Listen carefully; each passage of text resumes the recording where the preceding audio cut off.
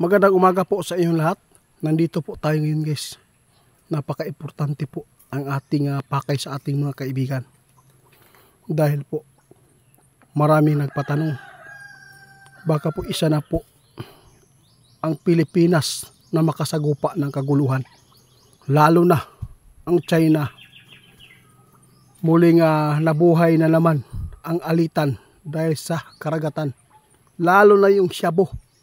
Marami pong nagpatanong, baka po isa po sa ang Pilipinas daw na makaranas ng kaguluhan tulad po ng giyera, tulad sa ibang bansa na nakakasagupa, no? Mga bansa ngayon na nagkakagulo dahil po sa mga matinding po nilang alitan. Kaya nandito tayo, subukan po natin itanong sa ating kaibigan.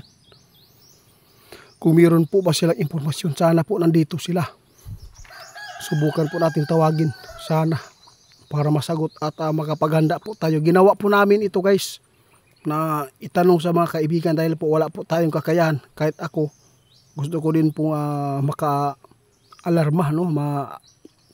Makabalo kung sa man panghitabo kung naabayod ning problema na masagupa ang Pilipinas versus China. Kasi po wala po talaga tayong laban po kaibigan. Sana po nandito kayo. Magandang umaga po kaibigan ninyo. Si tatay. Tay, maraming salamat. Pasensya ka na kung nanggugulo naman po ako dito ngayon. Okay lang po ba na itatanong ko po ito sa inyo? Salamat po . Meron po nagpaabot sa amin.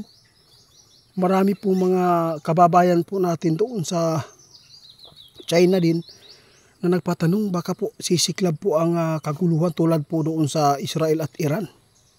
Kasi muling may nabuo na naman pong alitan dahil po sa Shabu. Baka po isa na po dito ang Pilipinas makasagupa ng giyera. Kumusta po? Ha? Nako po. Totoo yan tay. Guys, ano lang stipot lang tayo. Hindi lang po tayo magpapadala po sa mga nakikita ng ating mga kaibigan. Dahil po yung nakikita ng ating kaibigan, pwede din po itong malabanan sa pamamagitan ng panalangin. Kaibigan, ito po talaga ang nakikita po niyo sa Pilipinas at saka China. Lahat ng makapanood sa ating video, sana po pakishare po ito guys. Dahil po meron pong nakikita ang ating mga kaibigan. Tungkol po ito sa magaganap sa Pilipinas at China. Totoo po ang nakikita po ng ating kaibigan guys, no? Totoo talaga ang mga sinasabi po nila na maghanda po ang mga Pilipino sa China. Kaibigan, ano po pang magaganap po dito? Bakit po? Kahit siguro walang mga isyu.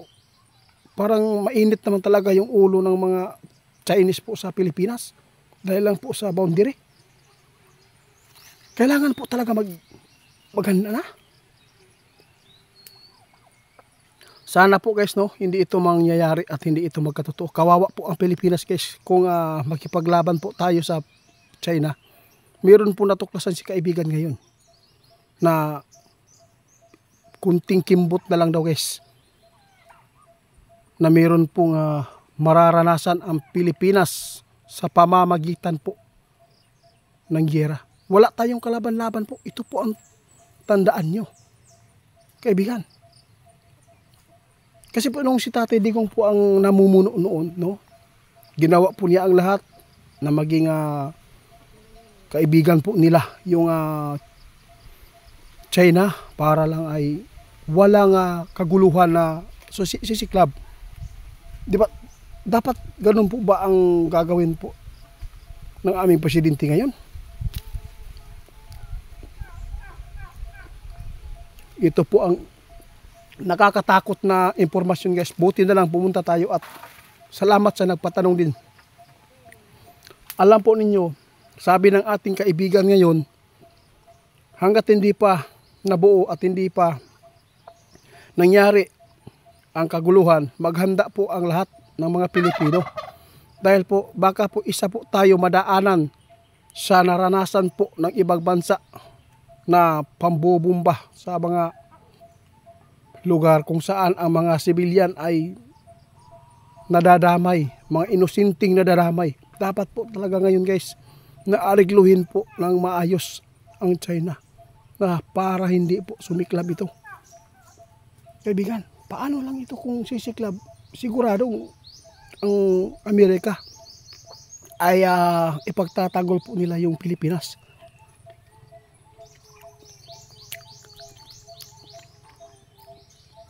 Sabi ng ating kaibigan guys, aanhin mo naman po ang pagtatanggol kung meron na pong tinatamaan. Kung itatanong ko sa inyo kaibigan, meron po bang laban ang Pilipinas sa China kung sakali man walang pagtatanggol sa bansa namin? Hindi talaga kayanin. Kaya ang gagawin, ano po ang pinakamagandang gawin po?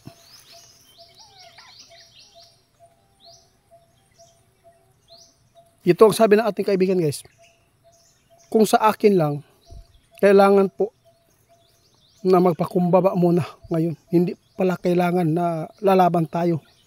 Dahil po guys, maraming mga madadamay po ng mga inosente. Ito po yung sana mapanood ng iba dyan na mga matataas po ng mga posisyon ngayon. Tulad po ng mga nasa Senado po ngayon na sana po dapat po ay tambagan, bigyan ng advice. Gagawin po natin yung ginagawa ni Tatay Digong noon. Kaya maraming nagagalit kasi po bakit po daw si Digong nagkipagkaibigan. Kasi napagkamalan pa na bininta daw ni Digong yung Pilipinas. Hindi po, ginawa po daw niya yan. Sabi ng ating kaibigan guys, para po ang mga taong na sibilyan hindi madadamay. Kasi kukulang po daw tayo, kaibigan. Tama po kayo. Hanggat maaga pa, hindi po tayo muna sasabak ng labanan dahil wala po tayong kakayahan. Ang gagawin po nila guys, drone lang po ang kanilang gagamitin dito sa atin, wala na tayo. Ano pa kaya yung mga pangyera na mga paputok po nila? Meron po ba tayong Iron Dome? Wala. Meron ba? Sana makakomment po kayo guys. Ngayon po, ang panawagan ng ating kaibigan, magpakumbaba, manalangin at handa at kung ano man po ang magaganap, kung kagustuhan ng Panginoon, wala tayong magagawa. Kaya ihanda po natin ang ating sarili po ngayon. Delikado po ang World War III. Baka po tayo ang makapag-umpisa nito.